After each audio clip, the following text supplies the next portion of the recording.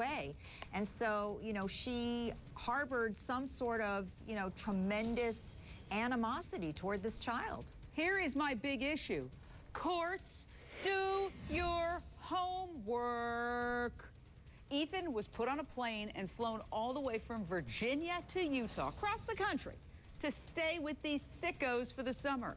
Maybe if a judge had bothered to look into Stephanie and who she was living with, she wouldn't have been awarded the visitation. Nathan Sloop, that's the suspect now accused of murder. That guy right there. Look at that sneer. He has a rap sheet, convicted of disorderly conduct, 2 felony drug charges. At the very least, maybe the courts would have required supervision. In the divorce papers, Ethan's dad, his biological dad, called his ex unstable. Quote, "The mother has abandoned the child, and I'm afraid she'll come and take him and I'll never see him again." End quote. Prophetic. He's never going to see his son again. The judge who oversaw the custody case says she never heard that argument. Why on earth would she have not seen all the divorce papers? Vikki Ziegler, family attorney.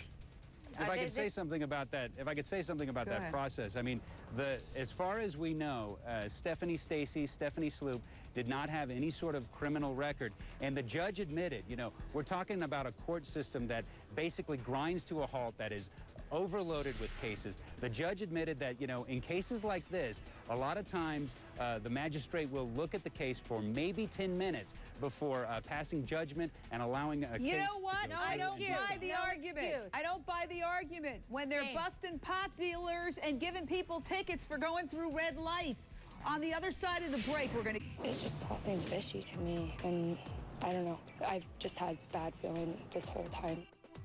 This story just turns my stomach.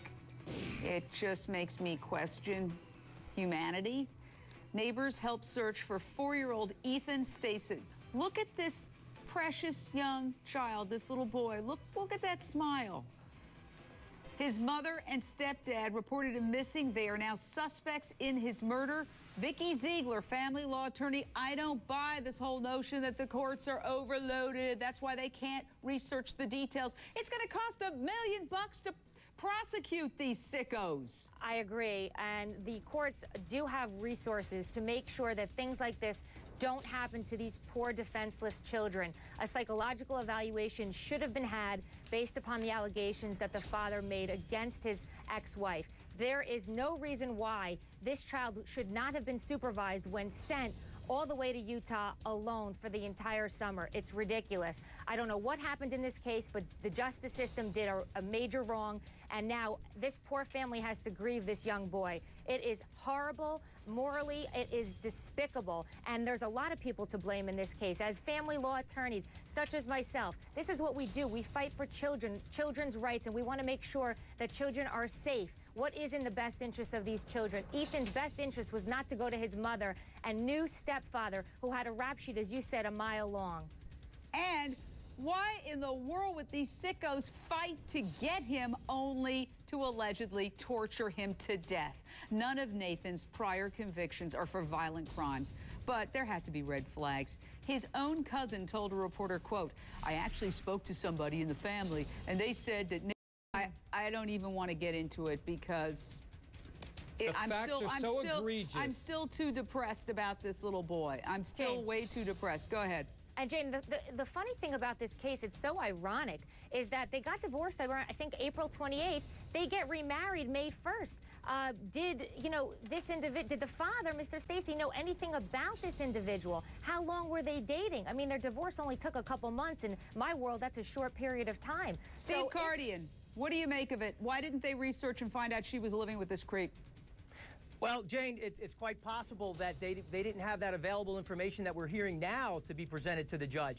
When a husband says that he's concerned about her wife's mental state, it should be looked at very closely. His felony convictions, drug convictions, the absence of violence.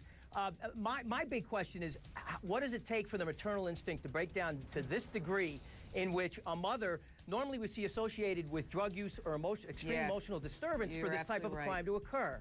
All right, we have to leave it right there. What a sad ending. Thank you, panel. You're watching Issues on HLN.